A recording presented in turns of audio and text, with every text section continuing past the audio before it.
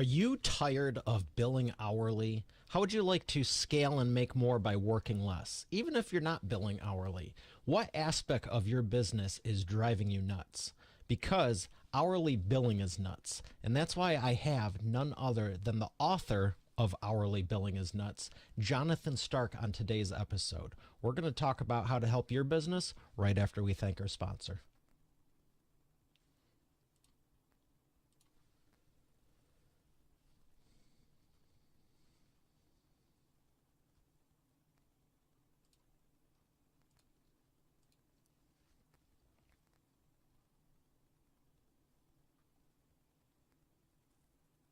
Here he is, ladies and gentlemen, Jonathan Stark. Jonathan, how are you feeling today?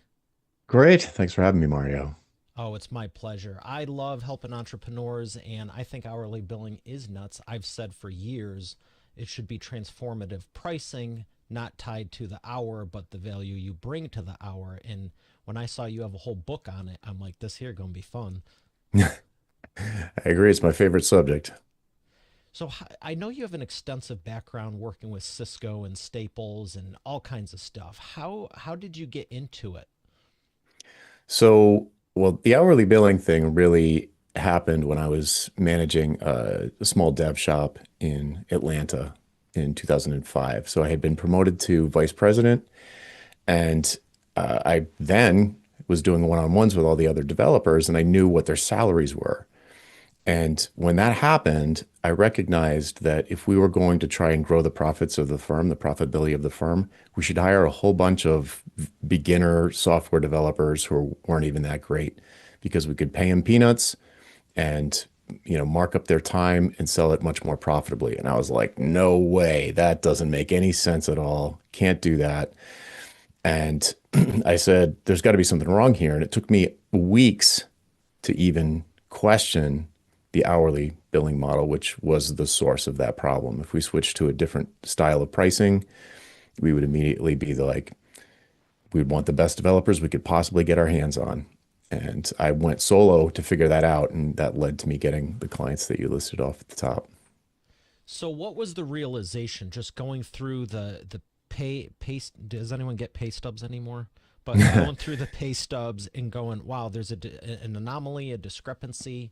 Like, what So did you we, do for those few weeks? yeah, we had what I think is probably the best developer I ever worked with. And, he's making X, whatever it was, around 100,000, let's say, just for round numbers. And then we had a real junior, almost an intern developer that was making half that. Okay. And they were both billable 100% of the time, or, as close to 100% as you can get.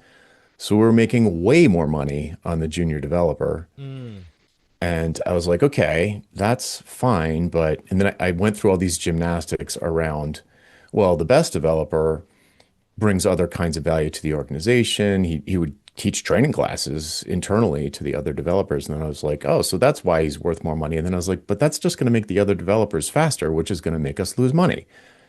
So and I didn't like the idea of hiring a bunch of junior developers. I wanted to work with like really senior people top who level were, talent. yeah, rock stars. I wanted rock stars, but we'd go broke hiring them. So I said to the owner, I told the owner exactly what I just told you. And he said, I see what you're saying in theory, but what would we switch to? Like, I don't know what we would do differently. And to be fair, I didn't either. I just saw a problem and then I went off on my own to figure out how to solve it. I'm gonna share a secret with you. hmm I don't know the solution either. What did you do? So I knew it had to be some kind of fixed pricing, but we had tried that before from time to time inside of the firm and gotten killed every time. Felt like we would have made way more money if we'd billed hourly. So I really didn't know what to do. And then it was like synchronicity, like the universe just sort of like you ask and you get. While I was having all of these thoughts, I was in a bookstore, I think it was a Borders Books, because this is Love books. 2005. And I was hanging around in the business section, and a book there was a book there called Value-Based Fees by Alan Weiss. And I was like, what's that? Never heard of value-based fees. Like, and I bought that book, thumbed through it like you do. And I had like insight after insight after insight. I'm like, this is it. This is the solution. So I bought that, became my Bible for 3 years probably. Every page is dog-eared and has tons of notes on it. And that was my roadmap into value-based pricing, which is what I ended up switching to for my consulting business. That's fantastic. And that's what books are supposed to do. All of these people going, I'm just holding it up to say I did it, like totally missing the point. But what happened after that point? You dog-eared the book, you took all the notes. How did you implement it with the company? So I went solo because I was afraid to do it with, a company that had 12, I think we probably had 12 employees at the time, 10 developers and some admin stuff. And I was I was petrified of wrecking the business and, Oh, have my friends not being able to pay their mortgage, missing payroll or something. So I went solo and my boss and I worked out sort of a revenue sharing agreement with a couple of the clients that wanted to stay with me. So we split the money, and I started to try to attract my own clients and practice this idea of having what I call the why conversation. It's from the book that would allow me to start setting prices based on value instead of cost. So on the desired outcome, the perceived value of the desired outcome in the client's mind versus how much time I thought it was going to take me to do. for someone that doesn't hasn't heard of value-based pricing before, how would you define it? I mean, the concept is that there's the cost to a project comes into your world. Somebody emails you, say, "Hey, I heard great things, love to do a project together." When you The idea of value-based pricing is the thing that they want is worth something to them, and Mm-hmm. the thing that they want is going to cost some amount of time for me to implement, to execute. So there's this cost to me, which is basically just my time because I'm not buying two by fours or anything like that. It's just Sure. cost, the time cost. And to them, there's a value, what it's worth, like the amount of money that is the maximum that they would pay for this thing. And so those numbers, they're ideally your cost, the amount of time it's going to take you to get them their desired outcome, and what that desired outcome is worth to the client. Ideally, there's a monster delta between those two numbers. Yeah.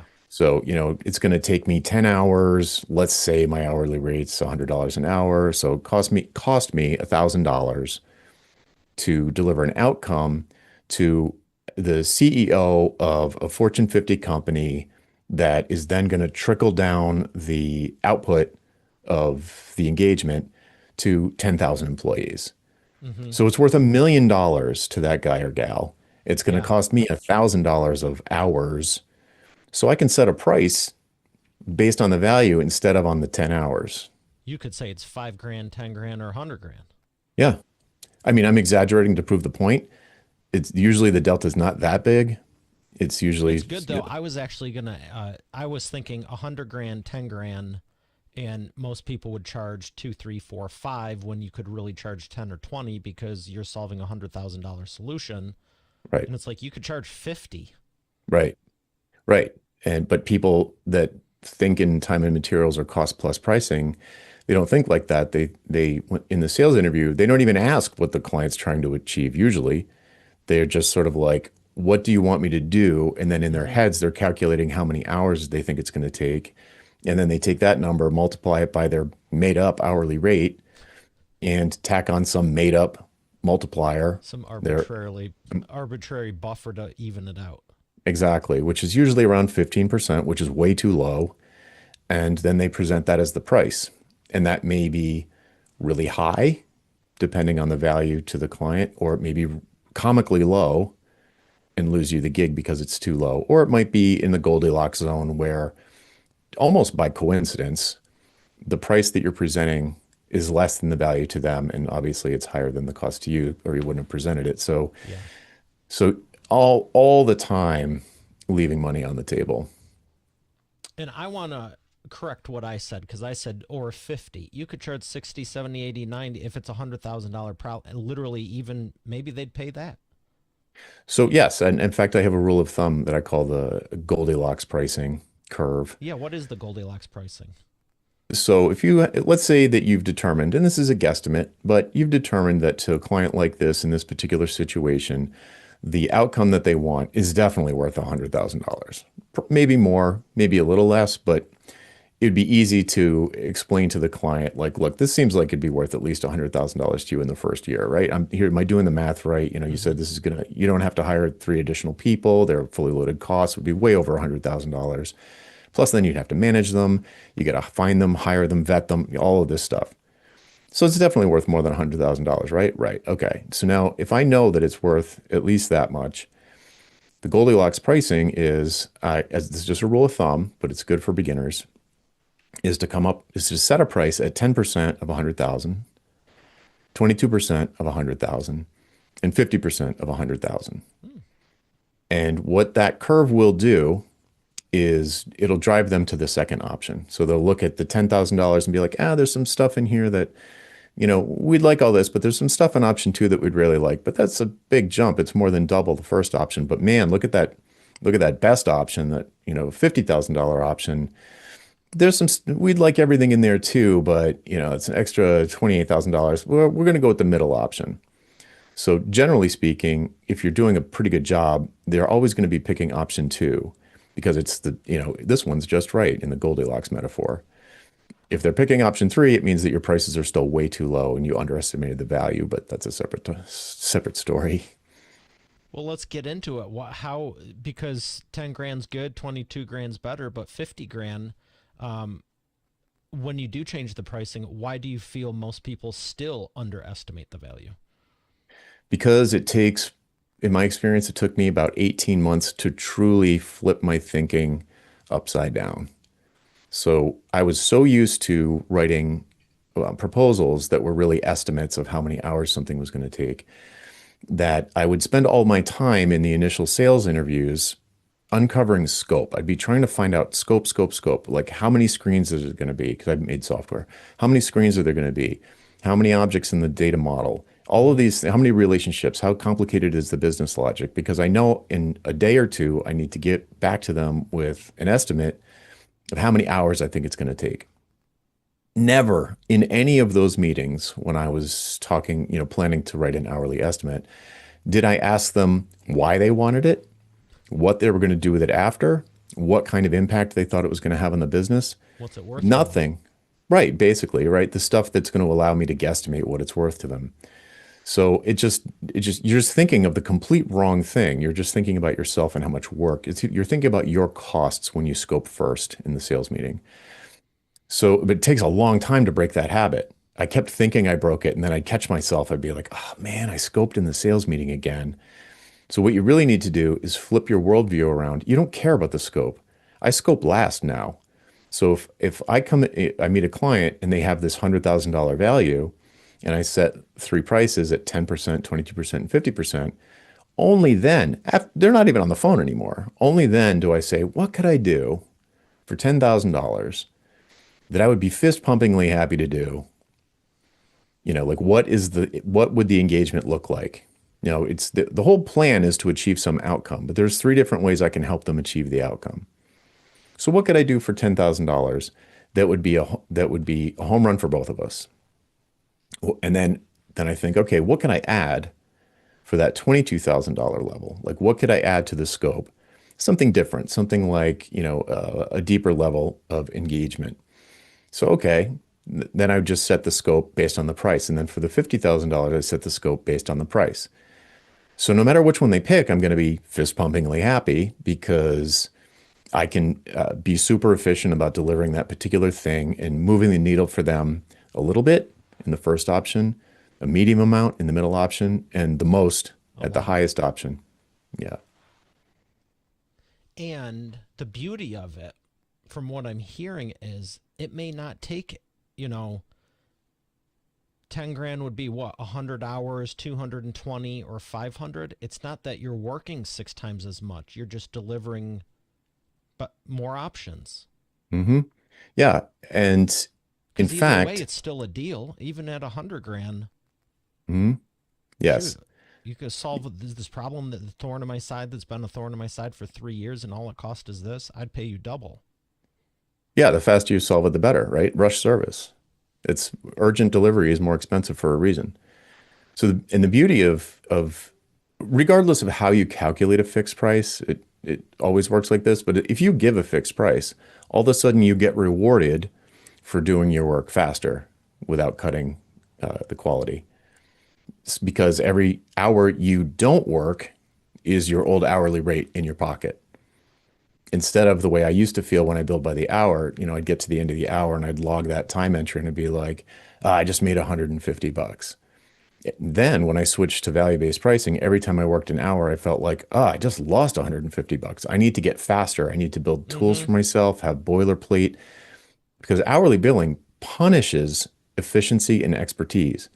But as soon as you flip to value-based pricing, you're rewarded for doing good work fast.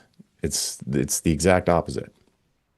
Yeah, and that's the interesting thing about it. I'm thinking of grocery delivery, and there's one I use, and there's one I used to use, and it's like for various reasons about the quality of the food, but one of them, it's like they might damage all the stuff because they're trying to go too fast. And then Hmm. the other one, it's like they might take all the time in the world because I know it is hourly. It's like, wow, it took you 28 minutes to unload one bag. I Yeah. don't agree with that, but I'm glad it's not damaged. And, thanks for delivering it on a silver platter. But I'm like, I'd be asking questions if they worked for me. But I'd also probably be firing the other ones for damaging all the stuff. Like, that's not good either. So when you run into different industries, what if someone has some objections about, like, well, we need to do it this way, or they're fearful like you were originally? How can we help someone going, this sounds really good, because honestly it does, but how do we get more people to like lean into it and go, hey, give it a shot? The way that I have, because it takes time for people to flip their thinking from cost first to value first, from scoping first to scoping last, I know it takes time to change this just from my own experience. I was completely bought in, and it still took me over a year to really make the transition. And would you say that time it took is just normal human nature, psychology, and just changing your mindset?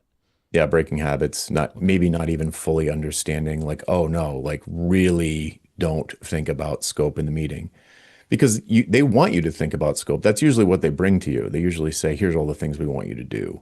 And so you're like, okay, I can do all those things. And then you just keep getting sucked into conversations around the scope, instead of like, okay, that's enough scope. Fine. We haven't even decided what I'm going to do yet. Like they have already in their minds, they think they know what they want me to do, but they're not the expert I am. So it'd be Right. ridiculous for them to tell me what to do. It's like telling the cab driver where to go in a town, a country you don't even live in. Like maybe you should turn over there. Maybe what if it's around that corner? It doesn't make any sense for the client to tell the expert how the expert should do their job. So you shouldn't let them self-diagnose. It'd be like I always say, imagine a guy running into a doctor's office and say, "Hey doc, I need a triple bypass." And the doctor says, "Great, jump up on the table. I'll go get my scalpel." Like, no, a professional doesn't act like that. Mm-hmm. They say, "Okay, give me a diagnosis. You think you need a coronary, whatever, you're having a heart attack. Uh, Tell me where it hurts. Tell me what normal feels like. How long has it been like this?" All of these kinds of diagnostic questions. That's what I do in the sales interview. And then you come up with your own prescription, your own to deliver the solutions to the client. So, but your question was around what should someone do to get started? I think the best thing to do, and I've used this with many, many, many coaching clients, is to recognize that it's going to take a long time. So don't change everything immediately. That would be a disaster. Don't change I can overnight, guarantee. but Don't change aim overnight. for a year and a half or two. Yes, you need practice in the sales interview. So, what I would say to get started though is to at least start to feel the difference between trading time for money and fixed prices. And the way that I do that is very specific. I would tell people next time you have a lead and they jump on the phone with you and and it's a good call, and at the end, you're going to give them a proposal, do everything the exact same way you already do it. Talk about scope if you want, get to the end of it, don't know how much it's worth to them, fine. Put together your normal proposal, and let's say you think it's going to be, 100 hours at $100 an hour. So you think here's the estimate. I think it's going to be $10,000. And then add a second option to that proposal where you guarantee a fixed price of 18,500. Exactly that, 85%. So a big margin, almost 100% margin. And present that to them. And I can almost guarantee your listeners and viewers, they will be surprised how many people pick the higher number. Because taking this approach makes it plain who is taking the risk for the project. If the client is paying by the hour, they are taking all the risk. Mm-hmm. And they're not qualified. They don't know how good you are at estimating. That's not your job. Your job isn't estimating. Your job is building software, or writing white papers, or landscape architecture, or whatever you do. So they don't have any way to judge how accurate this estimate is. So when they see 18.5, and if that number 18.5 is way lower than the value that you didn't figure out, Sold. but if that sold, because they're going to want certainty around how much it's going to cost them instead of the experience of anybody who's hired like somebody by the hour on a big project, Mm-hmm. the torture of that thing going over budget. So anybody listening that's been on the seller side and has gone over budget on a client project or gone over estimate, they know the client starts to get really agitated because they've got this leak in their bank account that's going straight to you. And the slower you are, the more money you make. And once you've crossed that boundary line of them having spent more than it was worth to them in the first place, they get really angry. So if you do this, if you take this approach, you'll be surprised how many people pick the fixed price, even though it's almost double. And then when you land it, you're going to feel a massive psychological difference in the experience of doing the work that is going to reward you. If you think you're efficient now, you're going to be twice as efficient when you're working on a fixed price project like this. Yeah, even more so because you go, man, if I can do this and it takes, how many hours would that have been? 185? Yeah, basically, If yeah. you go, hey, if I can do it in 185, this is good money. I was only going to charge 10 or whatever. It's extra. Yep. But if I can Hmm. do it in 160 or 140 or 100, what if I can do it in 100? What if I can do it in Yeah, 38? right. What if I'm faster than I think? I love this, and I hope if you're listening, you take this to heart because I went through this many times. And one of the first times actually was with software. We developed a software to build WordPress websites automatically in under 5 minutes. I can say that now, but it was with the first site we did in '08. It took 43 hours, and I just was like, this feels like it should be faster. And then I was like, maybe 40. Is 35 achievable? 30, 20. And I was like, man, I've always been a dreamer. Like it's a bad thing. Could say some nice choice things about that for everyone who's not, but I go, what if I could do it? And then got real good, and we were averaging 14 to 18 and a half hours. So I think it's pretty cool from 43 down to that, but I was like, why? Like everything we were trying was just like, why can't we get below 12, 13, 14? It felt like there was a limiter. And I go, you know what? If I'm going to figure out a way to do it under 10. And I'm like, I don't know how the hell I'm going to pull this off. Hmm. But then when we did it under an hour, I'm like, whoa. And then sped it up because now my brain was going, okay, where are all the inefficiencies at? What else can we speed up? And, you'd probably know what a CDN is, but for anyone Sure. listening, it's, optimizing the content distribution.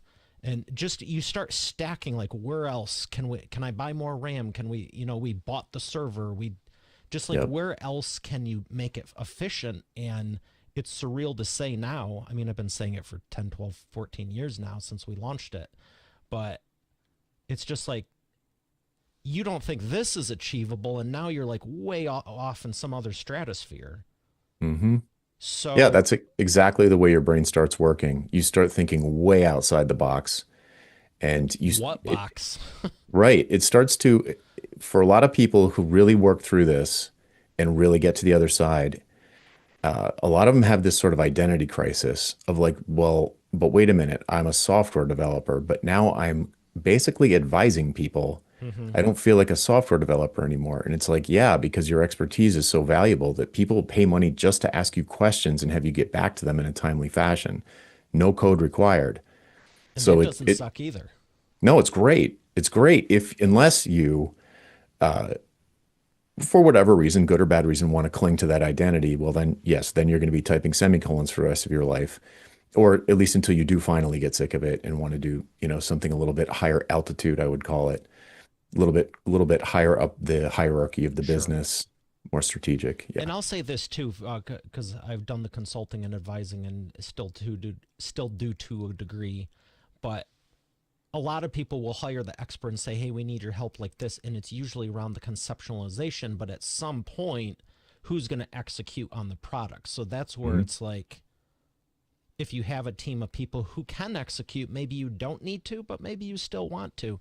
But that's where Mhm. it's like, hey, we'll give you 10, 20 grand, whatever, for the help, but who's going to build this out? And that might be a quarter mil deal, 100 And that grand, might 50, be whatever. right. And that might be one of my top options in a three option proposal, where, the first option is much more strategic. The middle option is maybe some assistance with the really tricky parts, actually hands-on building the Hmm. really tricky parts and coaching their internal team on the less tricky parts. And the top level where maybe I do all of that plus a year of bug-free fixes guaranteed. Or I mean, a lot of times I'd just apply a bug-free guarantee to an entire project anyway, so they weren't nervous I was cutting corners with a fixed price. Mm. But you can usually come up with I literally have never not been able to come up with, working with a student, you can always come up with three options.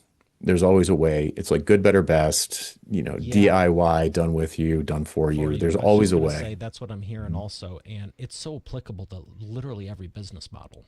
I haven't found one that it doesn't work in yet. There's some that are a little bit sticky because, like medical health stuff, legal space, there are some regulations Probably that you want have it to done watch for out you. for. Yeah, there's plenty of DIY legal help online. I mean, it turns into a completely different, like Probably want it done for you. probably, but maybe it's not that big a deal. Yeah, Yeah. that's the I cool mean, thing with choice. And I love mhm, what you're saying about the bug free guarantee. So mhm. I learned the hard way also when you were talking about, yeah, the client gets kind of like, how long is this going to take? And I just remember I had a great developer for over a decade, and now I have new great ones. But I'm happy to say, you're like, oh, what happened?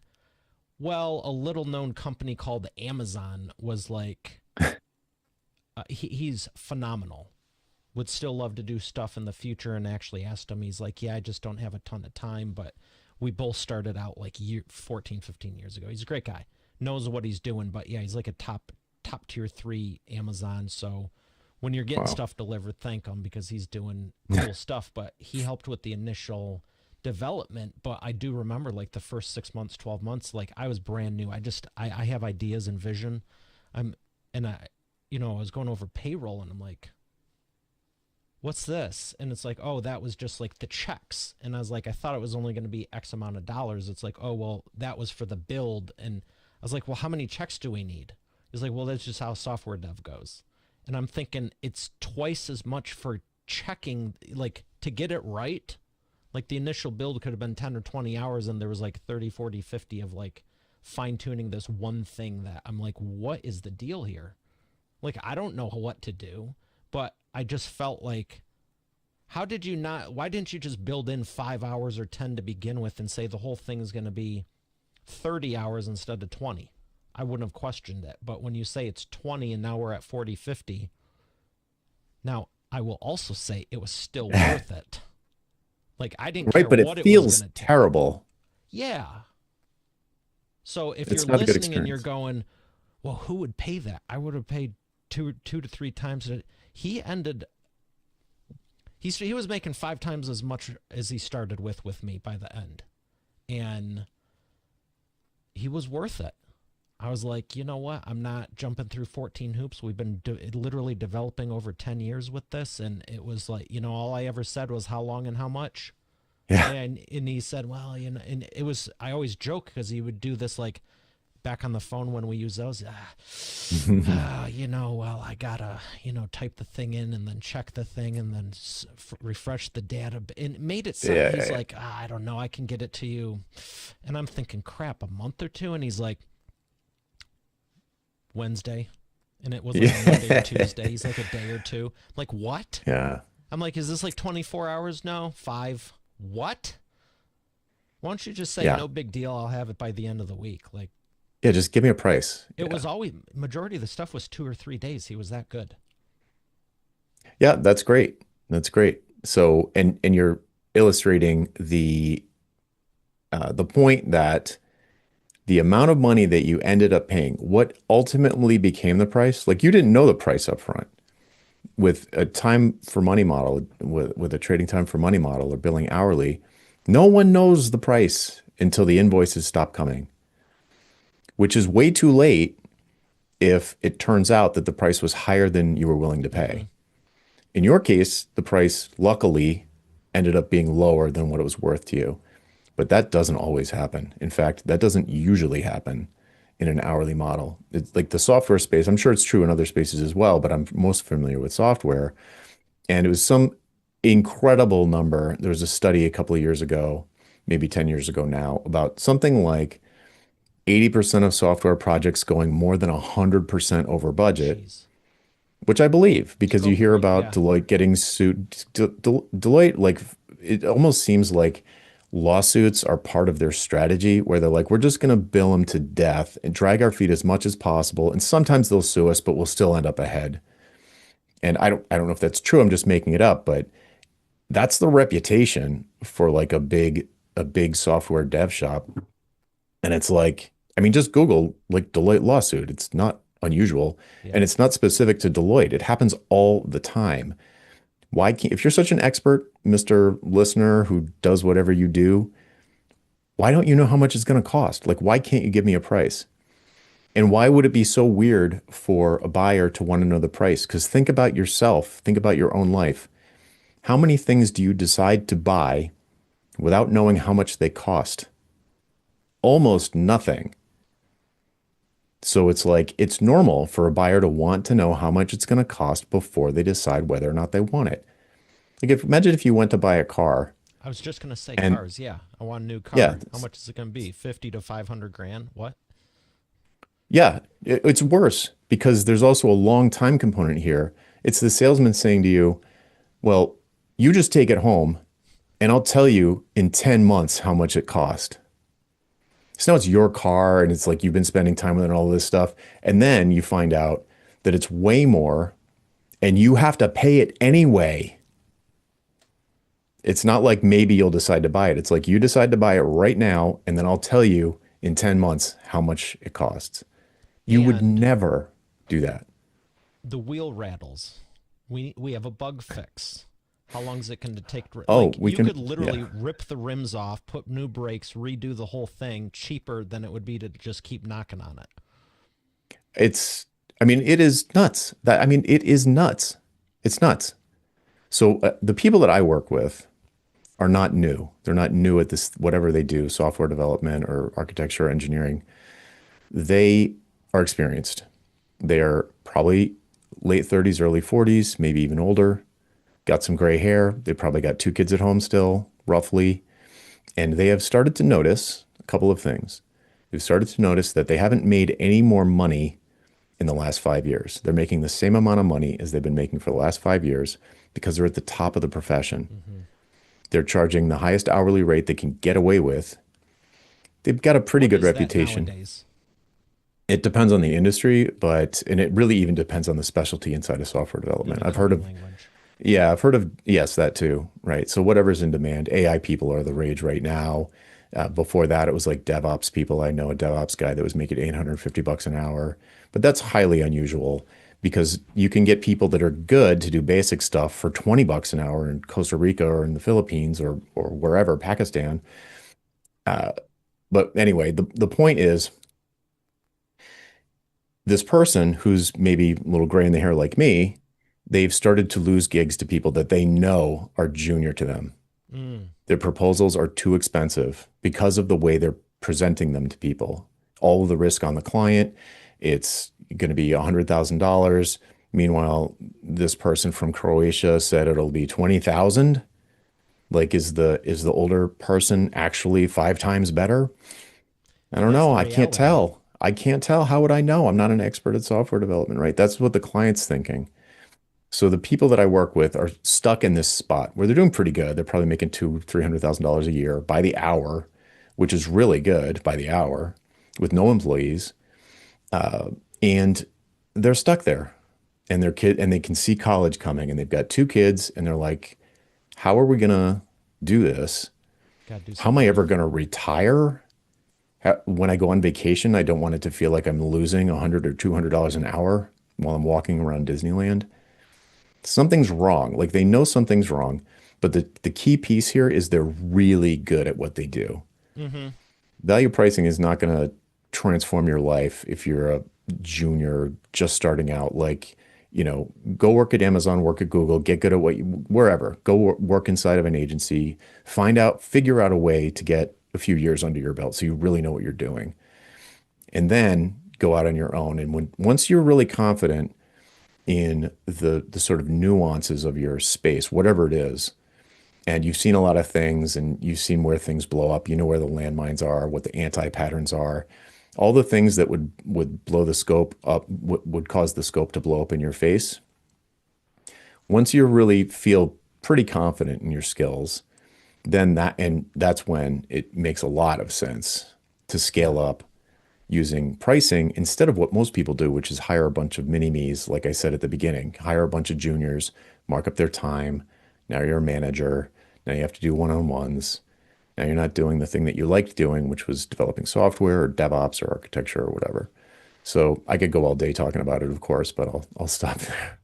No, your wealth of wisdom, and it's great that you're sharing it because some people, I'm surprised. I have a lot of great people like you on the show. We have a lot of great authors we're doing the books for, and I speak at a lot of, like, I'm constantly meeting high level people, and it's crazy because it's like some of them I'm going, wow, I've followed them for years. They're inspiration to me, this and that. But when we're both speaking at the same thing now, I'm like overhearing, like, or they just tell me like, oh, I have an issue with this. I'm like, what? Like, I solved that 6 years ago. And I'm noticing they got really good at the sales and marketing. They got really Mhm. good at the front end stuff, but there's so many businesses that have. I was just telling someone else, the person, she I was telling her there's the internal reality and outside perception, and they often don't match. It's like you can Yeah. build this multi-million dollar, tens of million, billion-dollar conglomerate, but if your home life is trash, or like you're saying, you're stressed every day, your wife and kids are happy, but you're ready to have a heart attack because it's just like the anxiety's through the roof. Is Hmm. that success? And it's like, I think most people by nature don't want to talk about it, but I think women are more apt to, and good for them. I think us men are, oh, we can't talk about this stuff, but it's like literally silent killers. So, yeah, this is great, and take it to heart, because what if you could get a 20, 50, 100% bump just from changing how you're thinking? You Well, I'm said glad. you went on your own. Hmm. I'm glad you brought up the quality of life issue because I don't think we've talked about that yet. And How the would you one, define a good quality of life? oh, I do whatever. Autonomy, being able to do what you want, when you want, with who you want, from Mm-hmm. wherever you want. Yeah, Freedom. right. Freedom, right. That's why I started a business. That's why I'm not working Exactly. for someone. Yeah, Not to start a job.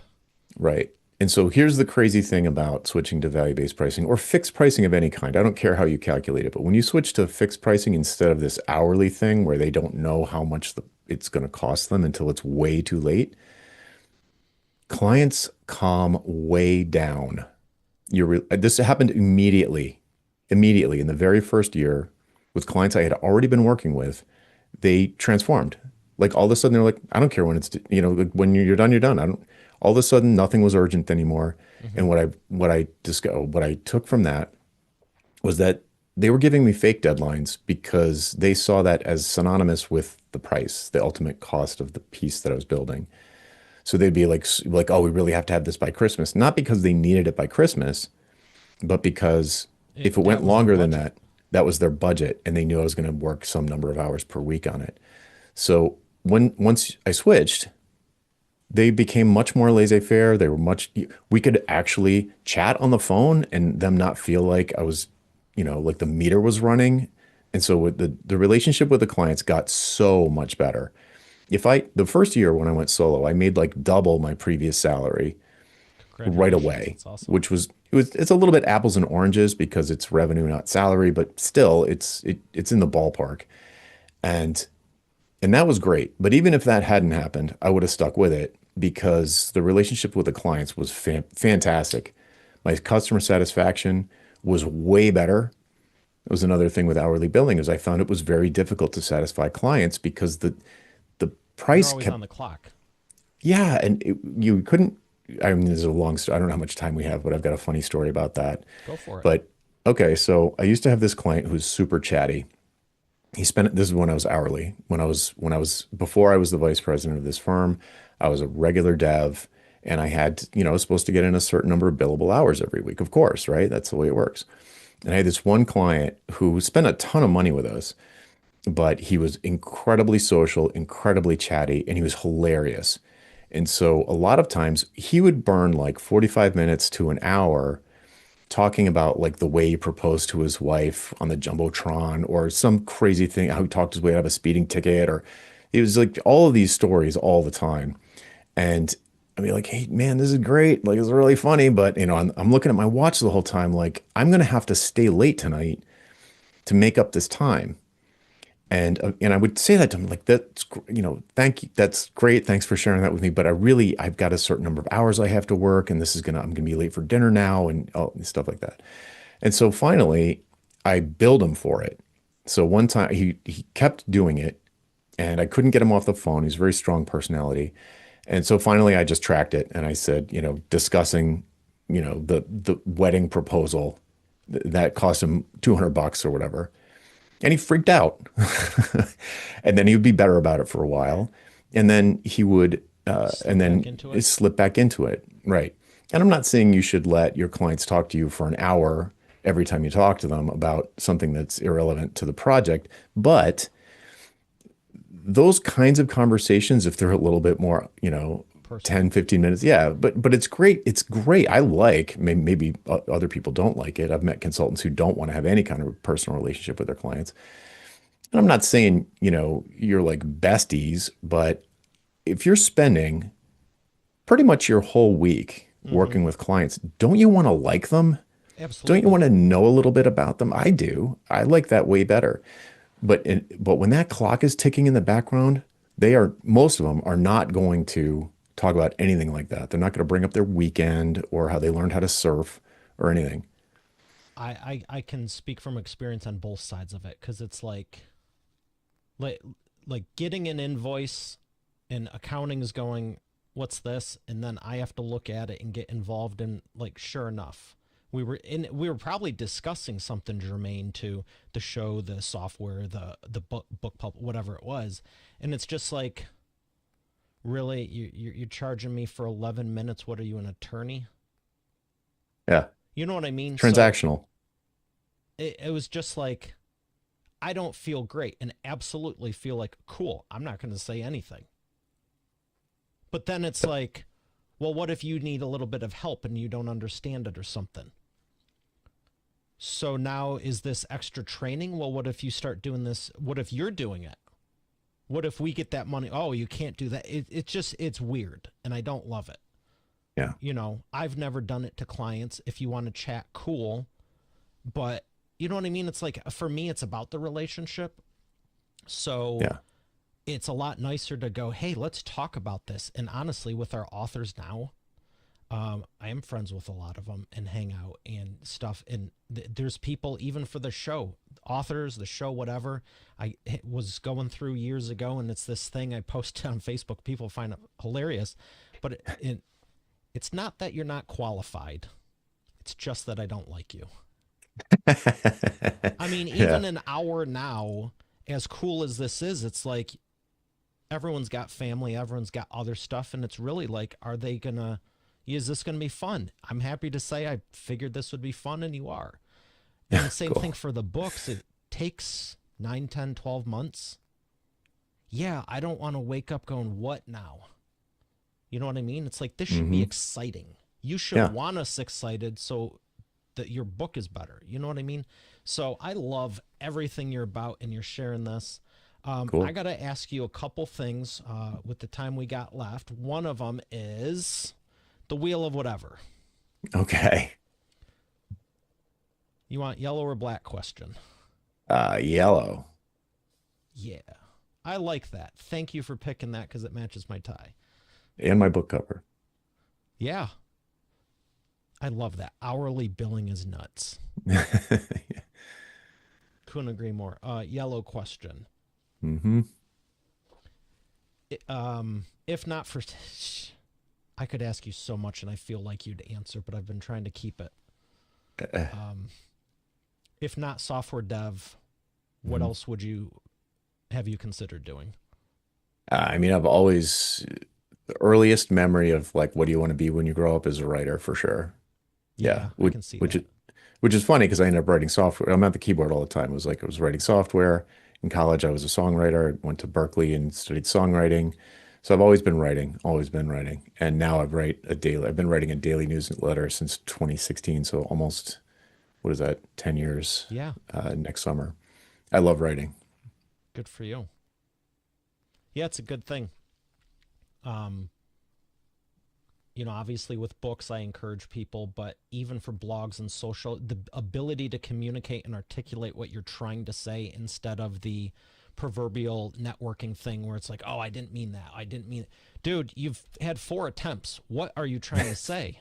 If you Yeah. didn't mean this or this or this or this, like, Yeah. can I go get some food or do you need more time? Like, Yeah. Writing and editing clarifies your thinking so much. It just crystallizes it and it allows you to, it improves everything. Your sales, conversations, controlling scope creep, marketing, educating well, I wouldn't say educating your market, but like delivering educational content to your audience. It's a superpower. yeah, Writing, speaking, and negotiation are the three things that if you get better at, you'll never regret it. And they're totally transferable skills. Any business needs those three things, any business you're running. So anything you can do to improve those three things is money in the bank. And writing, if I had to pick one, it'd be writing. super powerful tools for sure. All right. Well, I have a few more questions. We're going to thank our sponsor and come back for the imperfect action round. Okay.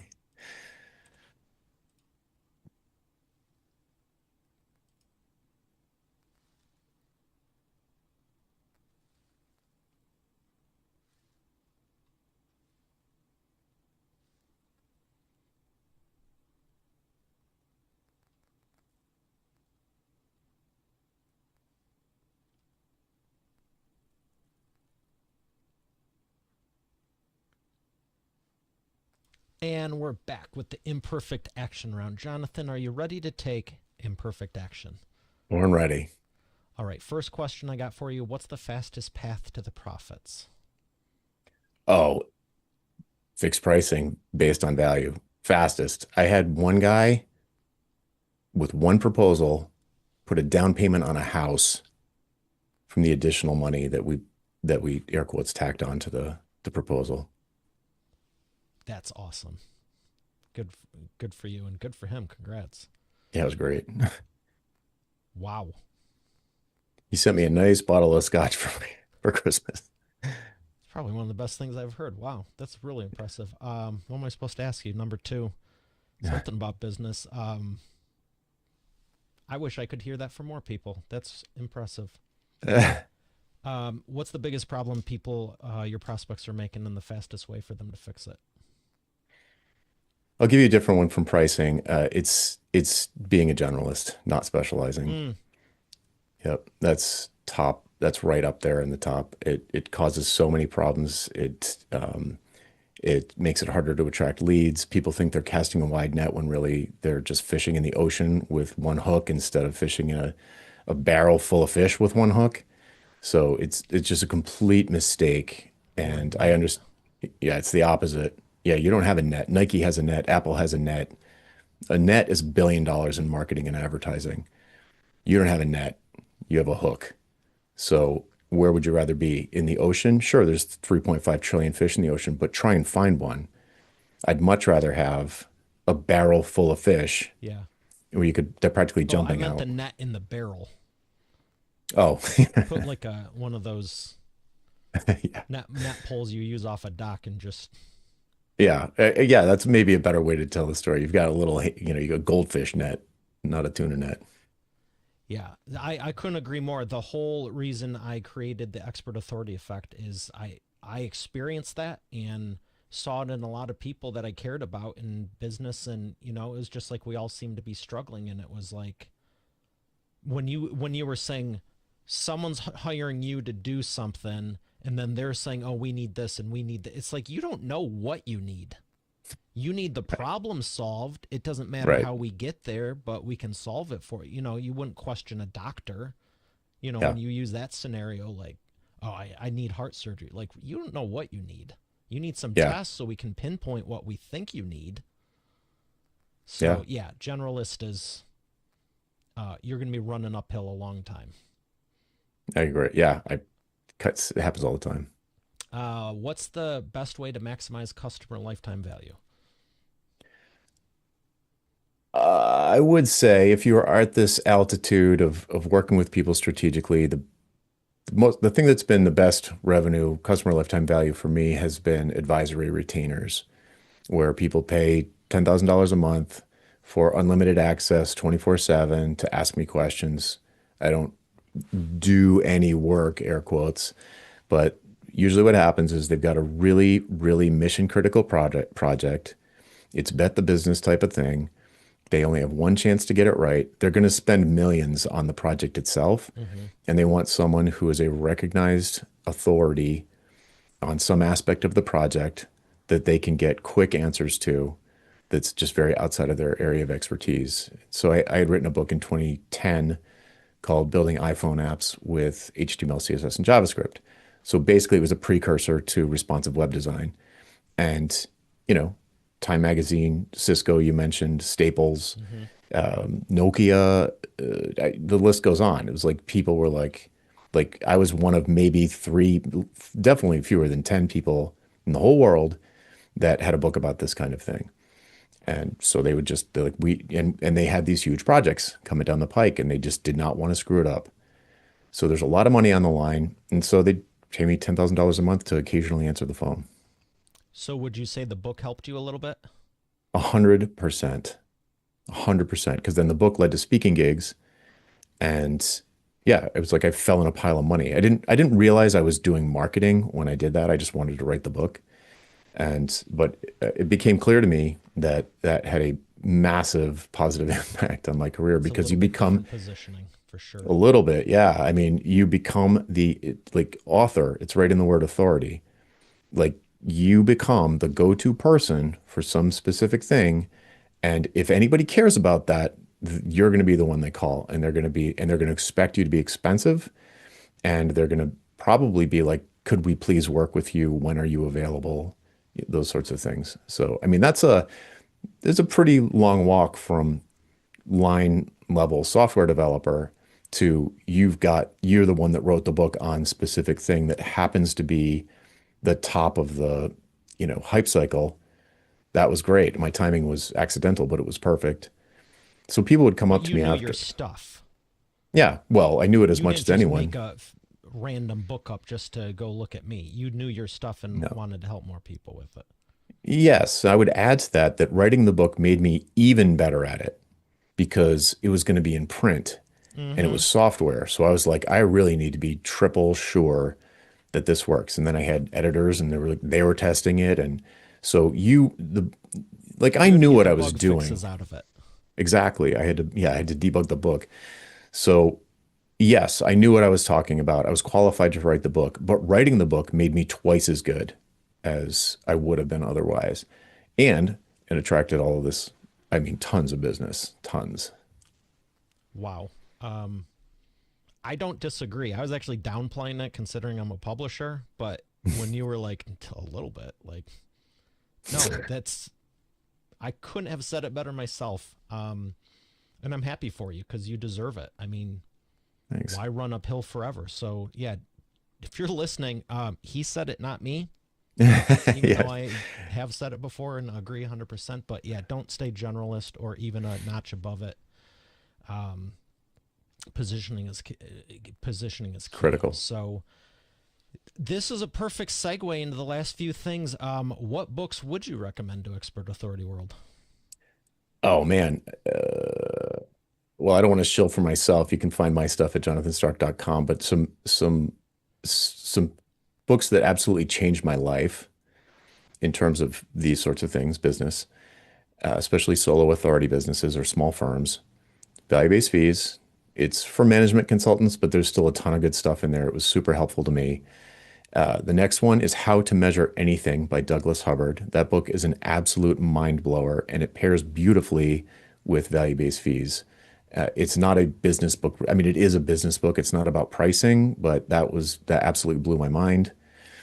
And then the third one, if you feel gross doing sales, you feel like a sleazy used car salesman, I would recommend The Secret to Selling Anything by Harry Brown, Mm. which is, as far as I'm concerned, the best book on sales ever written. And it's old and the cover is awful. And all of the covers on all these books are awful.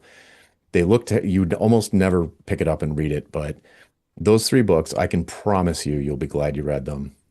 Thinking in Bets by Annie Duke's another unbelievable book. There's so many. I have a reading list on my site if you want to see all Well, of my I appreciate recommendations. those. Those great recommendations, and I know you said you don't want to shill your own books, but I will. Make sure Okay. you get his hourly billing is nuts, and he has a lot more on Amazon. He was showing me beforehand, like he really does like writing, and obviously knows his stuff. So, where would you like people to learn more?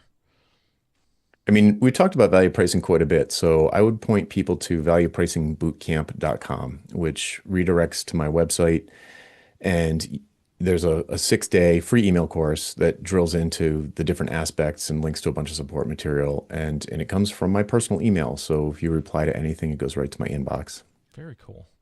Well, I appreciate everything you've shared. Thanks for your time, and this was a blast. I'm glad we could feature you. Same here. Anytime. All right, Expert Authority World, we have another great episode here today. I'll see you on the next one. Have a great day, and God bless.